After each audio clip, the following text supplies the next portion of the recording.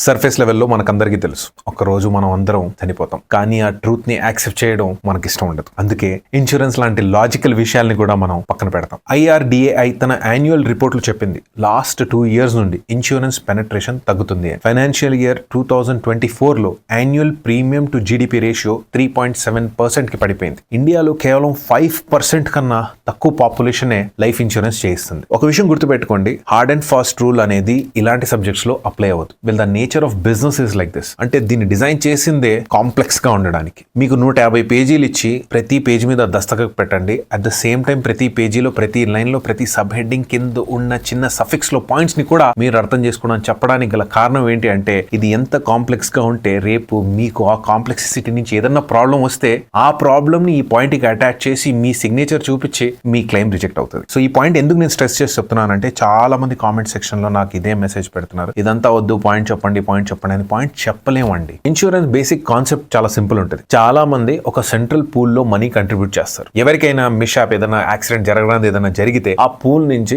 Monetary relief వస్తుంది. దీన్నే risk sharing అంటారు. రిస్క్ లో ఉంటది, కానీ జరిగితే లాసెస్ హ్యూజ్ గా ఉంటాయి. అందుకే అందరూ కొంచెం కంట్రిబ్యూట్ చేస్తారు. ఇన్సూరెన్స్ కంపెనీస్ ఇంటర్మీడియేటరీస్ లాగా పనిచేస్తాయి. అంటే ఇందులో మంత్లీ, క్వార్టర్లీ, ఇయర్లీ లేకపోతే వన్ టైమ్ గా పే చేసే మోడల్స్ కూడా ఉంటాయి. హిస్టారికలీ స్పీకింగ్ ఇన్సూరెన్స్ ఏం కొత్తది కాదు. కొన్ని వేల సంవత్సరాల నుంచి 100 BC నుంచి రామన్ సివిలైజేషన్ నుంచి స్టార్ట్ అయిన కాన్సెప్ట్. ఎందుకంటే ఆ టైంలో షిప్స్ ద్వారా ట్రేడ్ జరిగేది అండ్ సునామీ రావడము, సైక్లోన్ రావడం ద్వారానో షిప్స్ కి డ్యామేజ్ జరిగేది. చాలా షిప్స్ మునిగిపోయాయి. ప్రాణ నష్టమో, ఆస్తి నష్టమో జరిగినప్పుడు ఆ లాసెస్ ని ఆ ఇండివిజువల్ కి కవర్ అవ్వడానికి అందరూ కలిసి డబ్బులు వేసుకుంటూ వెళ్ళేవారు ఇన్సూరెన్స్ అని. టైం మారే కొద్ది బిజినెసెస్ మారే. బిజినెసెస్ నుంచి ఇప్పుడు హెల్త్ కి వచ్చి 1676 లో హ్యాంబర్గ్ ఫ్యూరోకాసీ స్టార్ట్ అయింది. ఇది వరల్డ్ లో ఓల్డెస్ట్ ఇన్సూరెన్స్ కంపెనీ. ఇవాళ కూడా ఇది ఆపరేట్ అవుతుంది. ఇవాళ ఇన్సూరెన్స్ ఆల్మోస్ట్ ప్రతి ఇండస్ట్రీలో ఉంది. Tom Cruise Mission Impossible stunts కి కూడా ఇన్సూరెన్స్ ఉంటుంది. యాక్సిడెంట్ అయితే ప్రొడక్షన్ కంపెనీ లాసెస్ కవర్ అవుతాయి. లేటెస్ట్ గా జరిగిన ఈ సినిమా ఏదైతే ఉందో దీనికి కేవలం ఇన్సూరెన్స్ బడ్జెటే $3 million.